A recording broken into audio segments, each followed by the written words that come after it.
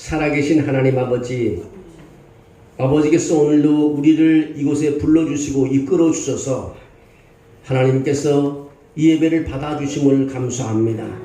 오늘도 하나님께 찬양으로 먼저 영광을 돌립니다. 우리 하나님 찬양대가 준비하여 드린 이 찬양을 하나님께서 기쁘게 받으시고 저들의 마음속에 소원을 이루는 그런 찬양이 되게 도와주실 줄로 믿습니다. 아버지께서 할렐루야 찬양대 위에 성령을 부어주셔서 저들이 반주자에게 은혜를 주시고 지휘자에게 은혜를 주시고 대원들에게 은혜를 주셔서 저들이 하나님의 성전을 위해서 준비하는 예배 위에 넘치는 은혜가 있게 하시고 하나님의 사랑을 받게 하시고 하나님의 축복을 받게 하시고 하나님의 은사를 받게 하시고 하나님의 치유하심을 받을 수 있는 놀라운 사람들이 다 되게 도와주시옵소서. 하나님의 쓰시고자 불러서 찬양하였습니다. 저 찬양 드리는 가운데 모든 소원을 다 이루어갈 수 있도록 도와주시옵소서. 오늘로 하나님의 재단에 와서 예배 드리는 모든 분들이 있습니다. 아버지 마음과 정성과 뜻을 다하여 한 주간에 준비하여 드리는 예배 위에 하나님의 은혜를 도와여 주시고 기쁨이 있게 도와주시고 소원을 이루게 도와주시고 하나님께 영광을 돌리는 예배가 될 줄로 믿습니다. 주님께서 이 시간 함께 하심으로 우리 모두가 은혜 받는 자리가 될 줄로 믿습니다. 축복해 주시옵소서. 예수님의 이름으로 기도합니다. 아멘. 할렐루야. 우리 인사 한번 하겠습니다. 예수 그리스도의 이름으로 축복합니다. 예수 그리스도의 이름으로 축복합니다. 예수 그리스도 이름으로 축복하면 다 됩니다. 예수 그리스도 이름으로 기도할 때 다 들어주시고요. 예수 그리스도 이름으로 예배할 때 하나님께서 우리 예배를 받아주는 줄로 믿습니다. 오늘은 하나님의 곱셈이라는 말씀을 가지고 한 번 더 드리겠습니다. 여러분 기독교인들은 십자가를 바라보며 하나님은 덧셈이라고 말하지만 우리의 사고는 덧셈에서 곱셈으로 바뀌어져야 합니다. 우리가 어린 시절에 배운 것들은 종종 우리에게 가장 큰 영향을 주고 있습니다. 우리 삶을 이끌어가게 되는 것이기 때문입니다. 대부분 2 더하기 2는 4라는 것이 기초 가르침 중에 하나입니다. 예를 든다면 우리가 배운 기억이 3 더하기 3일 수도 있고 1 더하기 1일 수도 있습니다. 그러나 3살, 4살, 5살 때의 가장 큰 시험은요 2 더하기 2였다는 사실을 우리 마음속에 모두가 가지고 있습니다. 학교에서 친구보다 2 더하기 2를 또 다른 사람한테 알게 된다면 사람들은 우리가 정말 똑똑한 사람이라고 말합니다. 또 2 곱하기 2를 먼저 알았다면 사람들은 천재라고 말을 합니다. 여러분이 학교에 가기 전에 2 더하기 2는 4라는 것을 알았다면 남들보다 훨씬 앞서가는 것입니다. 우리가 인생에서 받은 첫 번째 가르침은요 큰 영향을 줍니다. 하나님이 교실에서 가르치는 선생이라면요 덧셈을 먼저 가르치실까요? 뺄셈을 먼저 가르쳤을까요? 아니면 곱셈을 먼저 가르쳤을까요? 저는 하나님께서 2 더하기 2가 4가 아니라 2 곱하기 2가 4라고 가르칠 것이라고 저는 생각을 합니다. 왜 그렇게 생각하느냐고요? 하나님은 곱셈의 하나님이시기 때문에 그렇습니다. 이것이 변화를 가져줄 수 있는 기본적인 사고 과정 중에 하나인 것입니다. 우리가 하나님을 곱셈의 하나님으로 보지 않는다면요 그분은 우리를 향하여 곱셈할 수 없습니다. 다시 말씀드리면요 만일 여러분이 하나님을 곱셈의 하나님으로 보지 않는다면요 그분은 여러분을 축복할 수도 없습니다. 여러분을 번성케 할 수도 없습니다. 하나님께서 아브라함에게 보여준 비전을 한번 보겠습니다. 창세기 12장에서 너로 말미암을 큰 민족과 축복을 약속하시며 아브라함을 갈대아 우리에서 불러내셨던 하나님은요 그 총 3번에 걸쳐 그 자손들에 대해 구체적인 약속을 증거하고 있습니다. 그 하나가 아브라함이 롯과 헤어진 후 창세기 13장에서 그렇게 말합니다. 혼자 남은 아브라함에게 찾아와서 내 자손을 땅의 티끌처럼 많게 하겠다고 약속하며 위로해 주시면서 롯이 아브라함을 떠난 후에 여호와께서 아브라함에게 이르시되 너는 눈을 들어 너인 곳에서 북쪽을 보라 남쪽을 보라 동쪽을 보라 서쪽을 보라 보이는 땅을 내가 너와 내 자손에게 주리니 영원히 이르리라. 내가 내 자손이 땅의 티끌 같게 하리니 사람이 땅의 티끌을 능히 셀 수 있을진데 내 자손도 셀 수 있으리라고 말하고 있습니다. 또 하나는 두 번째로 붙잡혀간 롯을 구출해내고 돌아온 후 하나님의 제사장인 멜기세덱의 11조를 드리고 소돔 왕에게 당신 것은 실오라기 하나로 내가 갖지 않겠다고 선포한 후에 이런 일이 일어납니다. 하나님이 환상 중에 아브라함에게 나타나서 이렇게 말합니다. 그를 이끌고 밖으로 나가 말씀하시되 하늘을 우러러 묵별을 셀 수 있나 보라. 그에게 이르시되 내 자손이 이와 같으리라고 창세기 15장에 말합니다. 이어지는 6절에는 아브라함이 하나님을 믿으니 이를 그의 의로 여기셨다고 유명한 구절이 나오기 시작합니다. 세 번째로는요, 이삭을 번제로 바치려는 시험을 통과한 후에 창세기 22장에 이런 말을 합니다. 내가 내게 큰 복을 주고 내 씨가 크게 번성하여 하늘의 별과 같고 바닷가의 모래가 같게 되리니 내 씨가 그 대적의 성문을 차지하리라고 약속하고 있는 것입니다. 저는 하나님은요, 아브라함에게 땅의 티끌, 하늘의 별, 바닷가의 모래처럼 많은 자손을 주시겠다고 약속을 했습니다. 성경은 이렇게 말합니다. 신명기 32장 30절에 이렇게 말합니다. 그들의 반석이 그들을 팔지 아니하였고 여호와께서 그들을 내주지 아니하였었더라면 어찌 하나가 천을 쫓으며 둘이 만을 도망하게 하였으리요. 한 사람의 기도는 1000명의 적을 쫓아낼 수 있다는 것을 여러분 이해하십시오. 두 사람의 기도는 2000명이 아니라 10,000명을 쫓아낼 수 있다고 성경은 우리에게 확신을 주고 있습니다. 하나님은 우리의 힘이나 능력을 서로 더하는 것으로 생각하지 아니하시고요. 우리가 합심하여 기도할 때 하나님이 우리의 힘이나 능력을 배가시킨다. 멀티플라잉, 배가시킨다고 우리는 생각할 수 있습니다. 두 사람이 10,000명을 쫓을 수 있다고 했다면 세 사람 어때요? 10만 명을 쫓을 수 있습니다. 4명이 100만 명을 날려버릴 수 있다면요, 5명은 1000만 명을 날려버릴 수 있습니다. 6명이 모이면 1억 명을 날려버릴 수 있습니다. 7명이 모이면 10억 명을 날려버릴 수 있습니다. 여러분, 7사람이 함께하면요, 세계 지도를 바꿔놓을 수 있다는 것입니다. 세계 인구를 바꿔놓을 수 있다는 것입니다. 세계 경제를 바꿔놓을 수 있다는 것입니다. 많은 사람이 필요치 않아요.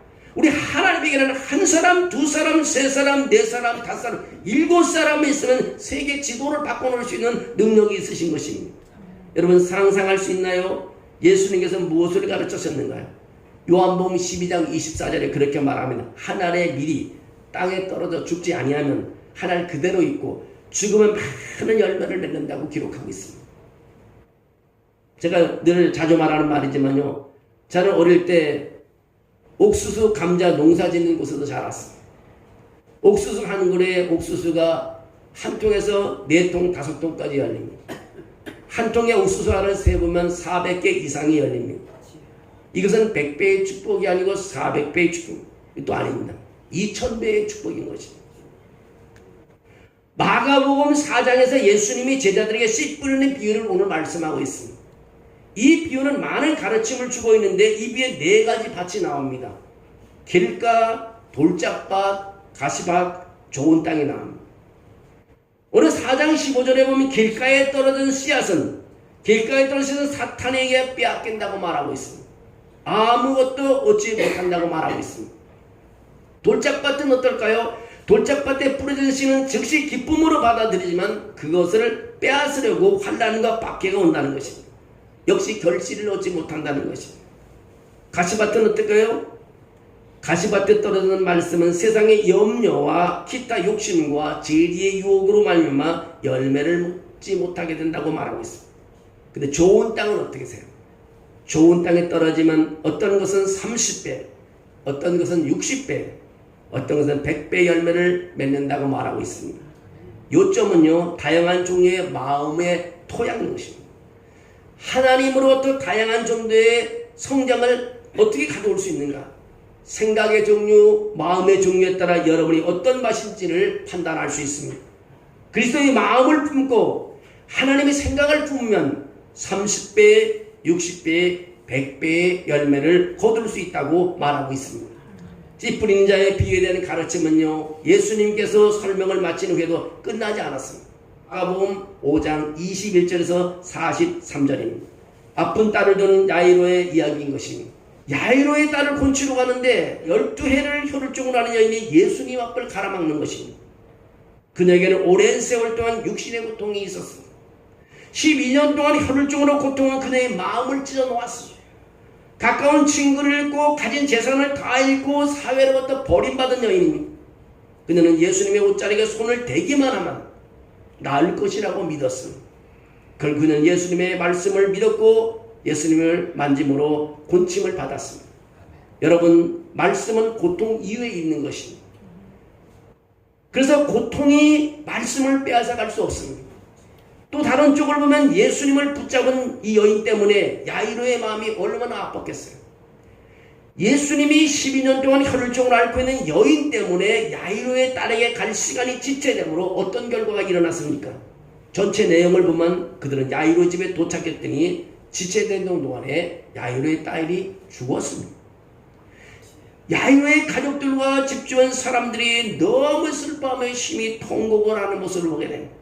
여기서 하나님의 말씀과 믿음의 능력이 힘을 잃게 되는 것처럼 보입니다. 그러나 야이로는 하나님의 말씀과 믿음을 포기하지 않았습니다. 주변 사람들은 야이로의 딸 죽음 때문에 모두 울고 있었습니다. 근데 예수님께서 그렇게 말씀합니다. 너희가 어찌하여 떠들며 우느냐? 그 소녀가 죽은 것이 아니요 자고 있느니라. 그 말을 들은 사람들이 울음을 그치고 예수님을 비웃었습니다. 순간 예수님은 말씀을 믿는 그 자체가 바로 예수님을 믿는 것이 주변 사람들이 고통이었습니다. 예수님 비웃음을 당하면서 그분의 일을 시작하십니다. 마가복음 5장 41절에 그렇게 하면 아이의 손을 잡고 말합니다. 예수님께서 말씀 달리다금 하시니 이것을 번역하면 내가 내게 말하니 소녀야 일어나라 하시는 말씀입니다. 예수는 야이로의 딸을 죽은 자 가운데서 살렸습니다. 죽은 자에게 가서 소녀야 일어나라고 말씀하시는 것입니다. 이래서 우리는 예수님께서 환난과 고통 가운데 죽음을 이기셨다는 것을 알 수가 있습니다. 마가복음 6장 7절에 14절에 예수님은 그렇게 말합니다. 제자들을 또 계속해서 말씀하시길 둘씩 짝지어 보내신다고 말합니다. 그리고 더러운 귀신을 제어하는 권능을 주시고요. 전도 여행을 위해 지팡이 위에는 양식이나 배낭이나 전대의 돈이나 아무것도 가지지 말고 신만 신고 두 벌 옷도 입지 말라 하십니다. 그리고 말합니다. 어느 집에 누구의 집에 들어간지 그곳에서 떠나기까지 거기 유하라고 말합니다. 그는 하나님께서 그들을 돌보실 것을 알고 세상에 재물 없이 그들을 보내십니다. 그들은 마귀를 쫓아내며 쇠 방언을 말하며 뱀을 집어벌며 무슨 독을 마실지라도 해를 받지 않고 병든 사람에게 손을 얹어 곤치는 능력을 주었습니다. 따라서 염려하지 말라고 말하고 있습니다. 여러분, 돈으로 해결할 수 없는 것을 하나님께서는 그 사역자들에게 내려주는 것을 봅니다. 믿음의 사람들에게, 하나님 일을 하는 사람들에게 귀신을 쫓아내는 능력을 주고 방언을 말하게 하시고 뱀에게 물려도 죽지 않게 하시고 무슨 독을 마시도 해를 당하지 않고 병든 사람에게 손을 얹어 곤치는 능력을 다 주었다는 것입니다. 여러분, 이제 우리는 씨 뿌리는 자의 비유에 관해서 마지막으로 살펴보려고 합니다. 좋은 땅을 거대한 수확을 낳는 씨앗을 받습니다. 좋은 땅에 씨앗이 떨어져서 씨앗을 받기만 하면 100배, 60배, 30배는 얻을 수 있다고 말합니다. 30배, 60배, 100배 열매를 비유로 사용합니다. 여러분, 이제 보리떡과 물고기 이야기로 넘어갑니다. 마가복음 6장 30절에 보면 마태복음 14장에 나옵니다. 요한복음 6장에 나옵니다. 오병이 기적을 여러 번 다 할 것입니다. 6장에서 보리떡 5개와 물고기 2마리를 현장으로 가져온 어린 소년에 대한 이야기입니다. 사람들은 이 이야기를 기적이라고 믿고 있습니다. 보리떡이 보통 5,000인분을 먹일 수 있는 만큼 떡이 생겼습니다. 그것이 사실은 어린 소년이 보리떡 5개로 어떻게 5,000명을 먹일 수 있겠어요? 물고기 2마리, 보리떡 5개로 그들은 5,000명을 먹이는 기적을 만들어냅니다. 여러분이 믿든 안 믿든 간에 보리떡으로만 하나님께서는 5,000명을 먹이셨다는 것이죠.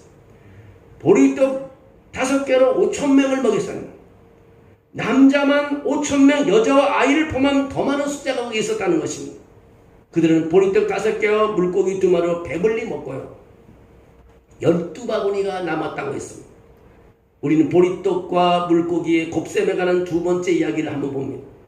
마태복음 15장 32절에 이 이야기에서 남자와 여자 어린이 외에 4,000명이 있었습니다. 그들은 3일 동안 하나님의 말씀을 들으면서 있었는데요. 지금 그들은 배가 고파 있습니다. 지금 제자들이 떡을 어디서 구할 수 있는지, 얼마나 얻을 수 있는지 모든 것을 알아내고 애쓰는 모습으로 상상할 수 있습니다. 그들은 보리떡 5개와 물고기 2마리로 5,000명을 예수님이 이미 먹였던 것을 기억하고 있었습니다. 그들은 재빨리 떡 4개를 찾기를 결정했습니다. 이제 4,000명에게 먹일 수 있는 떡은 보리떡 4개만 있으면 된다고 제자들은 생각했습니다. 떡 5개로 5,000명을 먹을 수 있다면 떡 4개로 예수님께서 4,000명을 먹일 수 있다고 생각했습니다. 그러나 예수님은 그렇게 하지 않았습니다. 예수님은 떡 7개로 4,000명과 물고기 2마리로 그 4,000명을 다 먹이셨습니다. 이제 우리는 우리의 생각이 하나님의 생각과 일치하지 않다는 것을 우리는 알 수 있습니다. 우리는 곱셈의 문제에 있어서 그리스도의 마음을 읽어야 됩니다. 이를 확인하기 위해서 우리는 3,000명이 먹일 필요성에 직면하게 된다면 여러분 상상해 보시죠. 3,000명이 있다면 떡이 몇 개가 있어야 될까요? 물고기가 몇 마리 있어야 될까요? 5,000명을 먹일 때는 보리떡 5개와 물고기 2마리가 있었습니다. 4,000명을 먹일 때는 보리떡 7개와 물고기 2마리가 있었습니다. 이제 3,000명을 먹이려면 보리떡이 몇 개가 있어야 될까요? 누구나 유치원생도 다 아는 것입니다. 보리떡이 9개가 있어야 됩니다. 물고기는 2마리 있어야 됩니다. 근데 놀라운 사실은요, 5,000명이 그래서 보리떡 5개, 물고기 2마리로 다 먹고 남았는데 12강줄이가 남았습니다. 근데 4,000명을 위해서는요, 보리떡 7개와 물고기 2마리로 먹였는데 그 남은 바구니는 7강줄이가 남았습니다. 만약에 3,000명이 있는 사람에게 떡이 몇 개가 있어야 돼요? 9개가 있어야 되고 물고기 2마리 있어야 되고 남는 것은 2바구니뿐이 없습니다. 여러분 3,000명을 먹을 때 9개 물고기 2마리가 필요했습니다. 간략하게 연구해 보시면 제가 왜 이것을 선택하는지 아시기가 여러분 믿을 수 있습니다. 먹일 사람이 1,000명이 줄을 때마다 최소한 떡 2개와 물고기 2마리 정도가 필요했습니다. 우리가 봉사하는 사람이 적으면 적을수록 바구니가 더 적어진다는 것입니다. 내가 보는 것이 무엇인지 아시나요? 문제가 크면 클수록 하나님에게는 쉽다는 것입니다. 여러분 큰 문제가 가져만 가서 하나님께 나올 때 하나님이 쉽게 풀어버리십니다. 창세기 18장 14절에 그런 말을 합니다. 여호와께서 능하지 못한 일이 있겠느냐? 기한이 이를 때 내가 내게로 돌아오니 사라에게 아들이 있으리라. 영어 성경에 보면 이렇게 나옵니다. Is anything too hard for the Lord? 하나님에게는 어려움이 없다. 어떤 문제를 가져나오도 하나님께는 어려움이 없다고 말합니다. 하나님께서는 어려움이 없다. 말도 안 되는 소리. 말도 안 되는 소리. 적어도 인간의 논리와 맞지 않다는 것입니다. 그러나 하나님을 우리가 이해할 수가 없습니다. 그러나 하나님이 이렇게 기적을 나타내신 것입니다. 어떤 어려움이 있어도 하나님 앞에 올 때는 하나님께서는 쉬운 것입니다. 죽은 씨앗이 곱셈을 가져온다는 것을 여러분 기억하십시오. 이것은 사람에게도 이해가 되지 않습니다. 하나님께서 떡 5개로 5,000명을 먹이신다는 것은 사람에게는 불가능하지만 하나님이 가능하신 것입니다. 하나님께 떡과 물고기를 불어나게 할 수 있다고 믿으시려면 끝까지 나가 하나님이 간단한 해결책으로 큰 문제를 해결한다는 사실을 여러분 믿으셔야 하는 것입니다. 네. 여러분 하나님께서는 지혜 있는 자를 부끄럽게 하신다고 했습니다. 세상의 어리석인 것들을 선택하고 강한 것들을 부끄럽게 하시고 세상의 약한 것들을 선택한다고 고린도전서 1장 27절에 말하고 있습니다. 여러분 우리가 부족하고 자격이 없습니까? 좋은 땅을 만들어 가십시오. 말씀을 잘 받고요. 헌신적인 예배를 들어보십시오. 우리가 강력한 신약성경의 말씀 중에 하나는 사도행전 16장 31절입니다. 주 예수를 믿어라. 그리하면 너와 내 집이 구원 얻으리라. 네. 여러분 이 말씀을 아멘해 보시죠. 얼마나 큰 기적이 나타난지. 성경에도요. 하나님께 예배하는 사람들 놀라운 역사가 일어났어요. 아브라함이 하나님을 받아들였습니다. 아브라함의 아들이 하나님을 받았습니다. 계속의 역사를 보시죠. 이삭을 보시죠. 다윗을 보십시오. 솔로몬을 보십시오. 얼마나 하나님의 그 과정에 곱셈의 하나님이신 것을 우리는 알 수가 있습니다. 주 예수를 믿어라. 그럼 너와 내 집이 구원을 받으리라는 말씀 하나 가지고요. 말씀을 받아들이는 사람들의 가정과 그들의 일생은 하나님께서 보장해 주신다는 것입니다. 우리 하나님의 말씀을 받아들이면 놀라운 일이 일어납니다. 하나님은 곱셈의 하나님이시기 때문에 그렇습니다. 1 더하기 1은 2입니다. 1 곱하기 1은 1입니다. 그러나 시간이 지나면요 3 더하기 3은 6이지만 3 곱하기 3은 9가 되는 것입니다. 생명 대신 예수 그리스도를 영접할 때는요 처음에는 아무것도 일어나지 않은 것처럼 느끼지만 우리가 하나님의 생각대로 생각하면 할수록 그분은 우리 위해 기적을 행하시는 것을 우리가 볼 수 있습니다. 마가복음 9장에서 간질병 아들을 둔 남자가 예수님께 말씀하시기를 귀신이 저를 죽이려고 불과 물에 자주 던지나이다. 그러나 무엇을 할 수 있거든 우리를 불쌍히 여겨달라고 예수님께 말씀하십니다. 그때 예수님께서 이렇게 말씀하십니다. 할 수 있거든이 무슨 말이냐. 믿는 자에게는 능치 못함이 없는 일이라고 말합니다. 그냥 그 아이의 아버지가 눈물을 흘리면서 그렇게 말합니다. 주여 내가 믿나이다. 나의 믿음 없는 것을 도와주소서라고 부르짖습니다. 그 아이는 도움을 받았고 주님께서 그의 아들을 곤쳐 주었습니다. 믿음은요 덧셈이 아니라 곱셈인 것입니다. 요점은 바로 이것입니다. 때때로 우리는 믿을 수 없을 때가 있습니다. 그러나 우리가 순수한 마음으로 주님을 부르면 주님께서 우리를 도와주십니다. 항상 하나님의 말씀을 듣고 믿으면 하나님의 능력이 나타나는 것입니다. 사도행전 16장 31절 주 예수를 믿어라 그리하면 너와 내 집이 구원을 받으리라. 인간의 힘은 덧셈이고 하나님의 힘은 곱셈인 것입니다. 이사야 60장 22절에 그렇게 말합니다. 그 작은 자가 1000명을 이루겠고 그 약한 자가 강국을 이룰 것이라. 때가 되면 나 여호와가 속히 이루리라고 말씀하고 있습니다. 곱셈이 하나님께서요 항상 여러분 가운데 머물며 우리 교회의 부흥을 가져오며 여러분의 가정과 일터에 역사할 줄로 믿습니다. 여러분의 마음에 생명의 씨앗이 아니 하나님의 말씀을 여러분 받아들이고 아멘할 때요 거기에는요 100배의 결실, 1000배의 결실, 10,000배의 결실을 얻을 수 있다는 사실을 우리에게 가르쳐주고 있습니다. 내가 생각하는 것과 하나님의 생각은 다릅니다. 오늘 씨 뿌리는 비유에서요 말씀을 받아들이고 씨를 받아들이는 땅은요 변화의 역사가 있습니다. 우리가 하나님의 말씀을 받는 사람은요 승리합니다. 거기는 생명이 있기 때문에 그렇습니다. 생명이 있는 주를 여러분 받아들이고 아멘하고 걸어나갈 때 거기에는 우리가 상상하지 못할 만한 그런 놀라운 기적이 나타날 줄로 믿습니다. 생각해 보시죠. 어떻게 보리떡 5개 물고기 2마리로 5,000명을 먹을 수 있겠어요? 거기 생명이 있었습니다. 예수님이 기도하고 그 말씀을 받는 사람들에게는 기적이 나타나고 12바구니의 강주리가 남았다는 것입니다. 얼마나 녹색입니다. 나는 우리 교회가 여러분의 가정에 이런 하나님의 역사가 일어나기를 원합니다. 그냥 우리가 종교생활보다도 살아계신 하나님을 찬양하고 사랑하는 하나님을 믿고 나갈 때 여러분의 가정도 자녀도 놀라운 하나님의 축복을 누리며 간증하는 그런 삶이 되기를 주의 이름으로 축원합니다.